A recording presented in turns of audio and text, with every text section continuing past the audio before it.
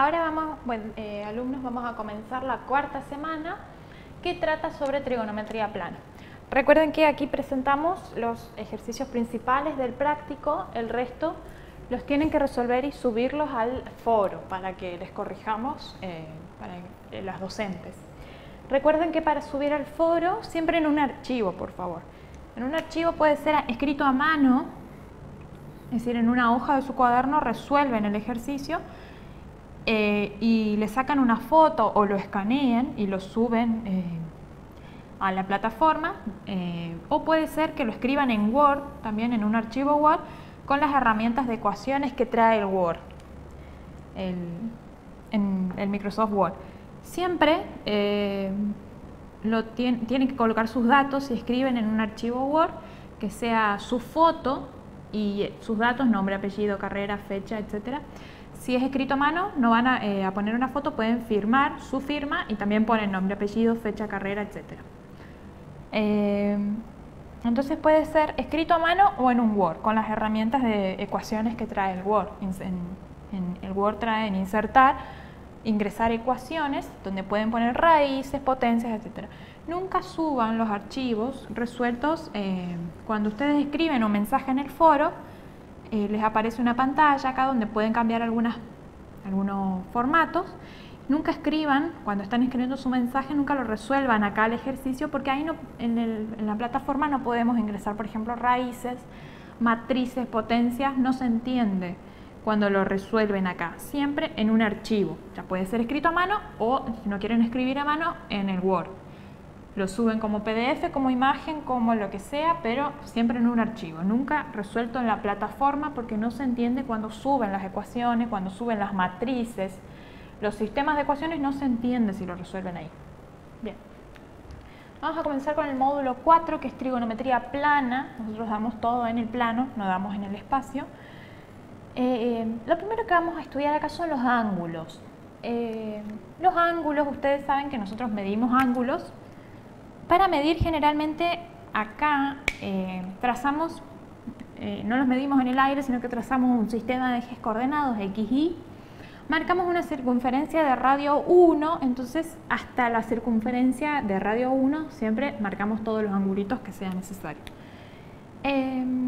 Los ángulos ustedes saben que se pueden medir con grados, esa es la forma más usual. Medir con, por ejemplo, este ángulo es de 45 grados. Este otro ángulo, si yo lo marco desde acá hasta acá, todo este ángulo sería de 90 grados. Grados es la unidad de medida, o sea, del sistema de medición de ángulos. Así como las distancias se miden en metros, las áreas en metros cuadrados, los ángulos se miden en grados. Eso se llama sistema sexagesimal. Cuando yo escribo grados, y acuérdense que también tenemos grados, minutos, segundos, estoy hablando del sistema de medición sexagesimal. Pero hay otros sistemas más, hay 4, nosotros vamos a estudiar 2. Otro sistema más es el sistema radian. ¿Qué quiere decir sistema? Quiere decir que yo no siempre es necesario que escriba con grados, 45 grados. Lo puedo escribir en el otro sistema, cuya unidad de medida es el pi radian, o el radian solito. En vez de poner grado, se escribe rad. Pi puede o no puede estar, depende. Es otra unidad de medida y la única diferencia que tiene es que no voy a poner, por ejemplo, este ángulo de 45 grados, si yo lo quiero pasar al sistema radian, no voy a poner 45 pi radian, sino que hay que hacer una conversión, una regla de 3 simple y ahí sí pasarlo. Pero todos los ángulos que yo mida, desde 0 hasta 360 grados o más, yo siempre los puedo pasar de grados sexagesimales al sistema radian, o al revés, si están en radianes, los puedo llevar al sistema de grados, minutos, segundos. ¿Cómo se hace eso? Se usa una equivalencia. Por ejemplo, 45 grados en el otro sistema se va a llamar pi sobre 4 radian, o tiene ese nombre. 45 grados en el otro sistema tiene ese nombre. 90 grados en el otro sistema se llama pi sobre 2 radian. Y si yo marco un ángulo de 180 grados, sería hasta acá, 180 grados, o sea, un ángulo llano, en el otro sistema se llama pi radian. Y así yo puedo marcar 270 grados, 360 grados, etc. Puedo marcar todos los ángulos y escribirlos como grados o como radianes. Son dos sistemas diferentes. En el sistema radian, siempre vamos a colocar la pi y la palabra rad para indicar el sistema. Para convertir de un sistema a otro, por ejemplo, si yo en el punto 5 quiero pasar 225 grados, que está en sistema sexagesimal, quiero saber a cuántos radianes equivale o cómo sería en el otro sistema, 225 grados, lo que se hace es una regla de 3 simple. La regla de 3 simple usa cualquiera de estas equivalencias. Yo, por ejemplo, voy a tomar esta, que les estoy dando 180 grados, yo les digo es pi radian. Entonces yo voy a decir que 180 grados equivale a un pi radian. Un pi radian en el sistema radian, o sea, del sexagesimal al radian. Yo quiero saber 225 grados. Lo pongo debajo de los grados. ¿Cuántos radianes son? ¿O cuántos pi radianes? Los vamos a dejar en pi radian, son.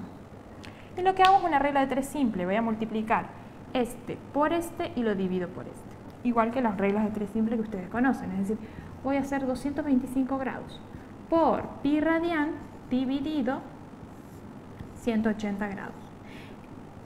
El grado se me va a ir con el grado, el resultado me va a quedar en pi radian, que es lo que estoy buscando. ¿Cuál va a ser el resultado? Tengo acá adelante del pi, si no hay nada, es un pi radian. Tengo que hacer 225 por 1 dividido 180. Para eso recurro a la calculadora y hago 225 por 1 dividido 180, que me va a dar 1,25 pasado a fracción 5 cuartos.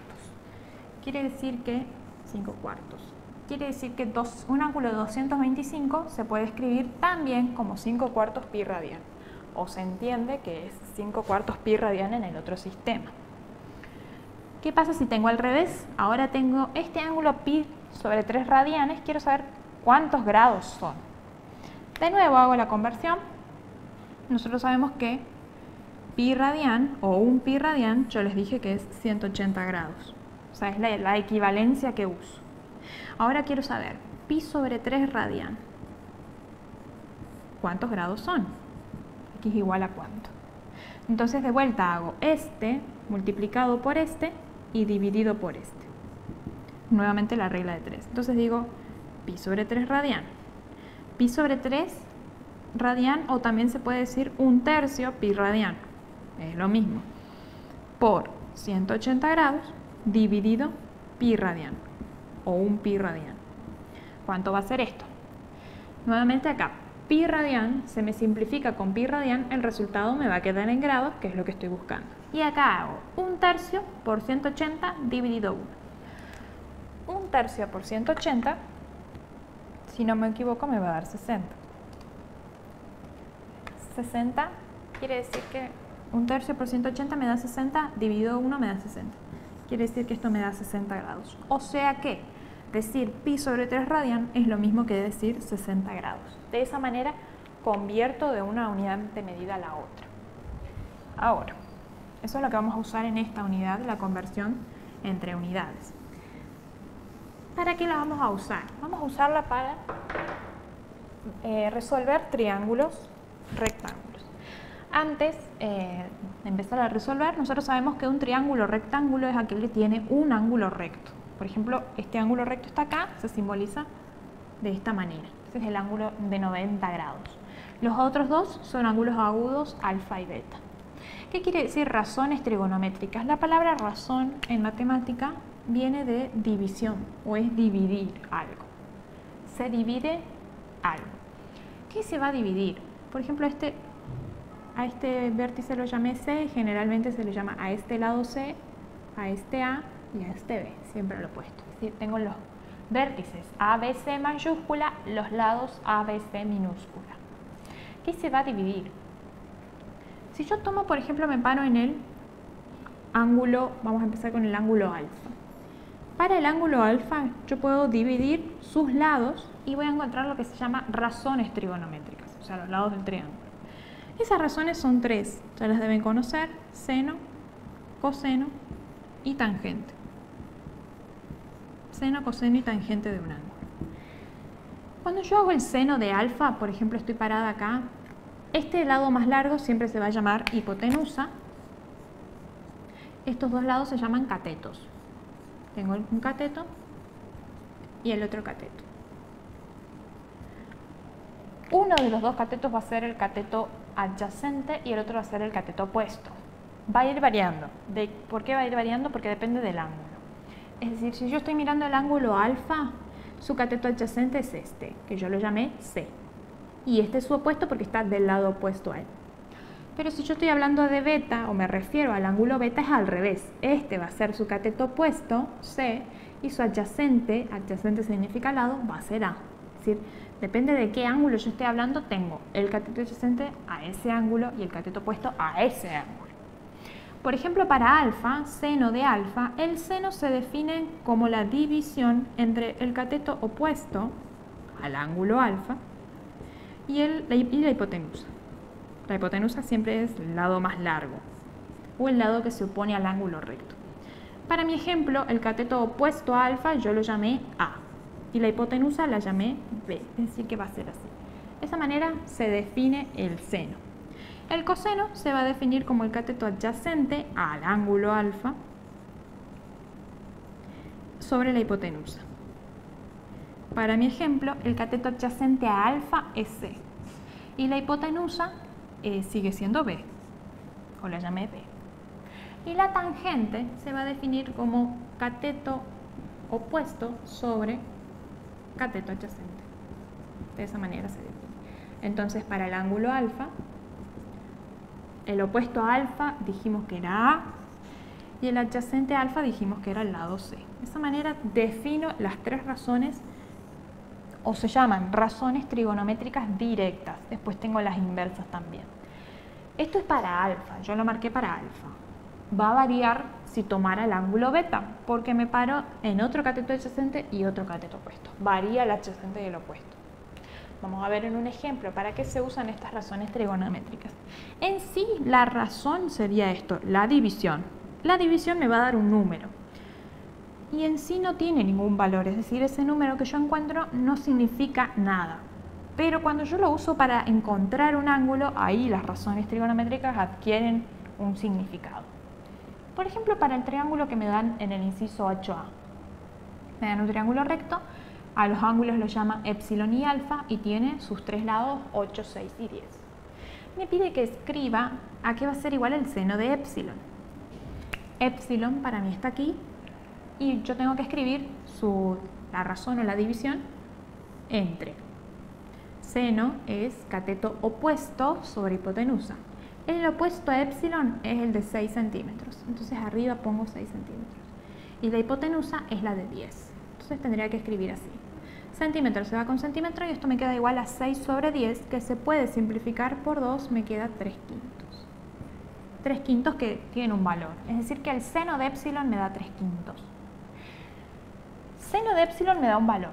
Pero ¿para qué se usan las razones? Para encontrar justamente este ángulo que estoy desconociendo, epsilon. ¿De qué manera? Si yo sé que seno de epsilon me da 3 quintos, y yo quiero encontrar epsilon, se puede despejar porque es como una ecuación. ¿De qué manera se va a despejar? El seno pasa al otro miembro como arco, seno, o como seno a la menos 1, que es lo mismo.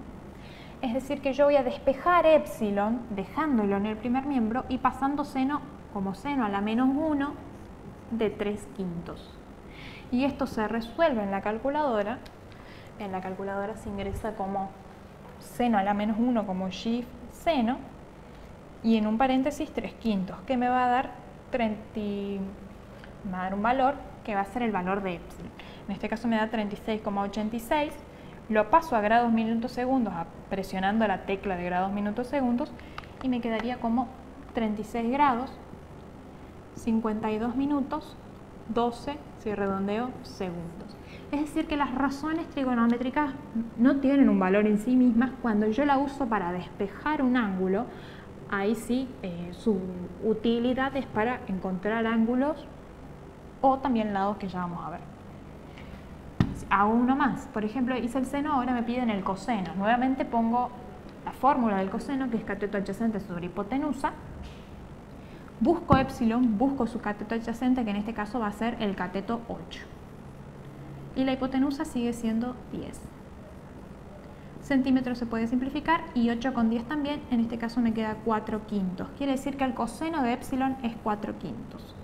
Y ahora me dice cuánto vale epsilon. Nuevamente despejo. Epsilon se puede despejar pasando el coseno al otro miembro junto con el 4/5. Coseno va a pasar como coseno a la -1 o arco coseno de 4/5. Y eso se ingresa en la calculadora como shift coseno de 4/5 y me va a dar el resultado del ángulo epsilon. Y nuevamente me va a dar 36 grados, igual que arriba, 52 minutos 12 segundos. Es decir que las razones se usan para encontrar ángulos.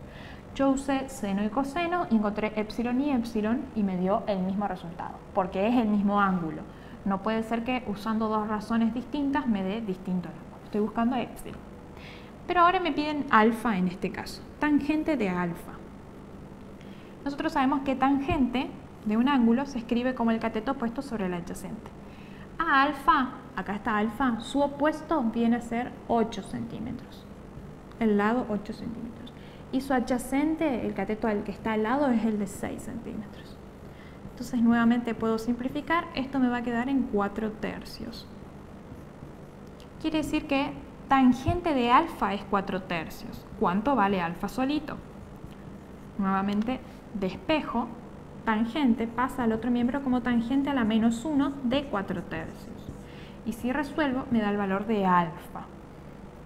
Si ingreso en la calculadora, tangente a la -1 de 4/3 me da un número con coma, pero lo paso a grados y ahí me queda 53 grados, 7 minutos, 48 segundos. Esa sería la manera de usar las razones para encontrar el valor de ángulos.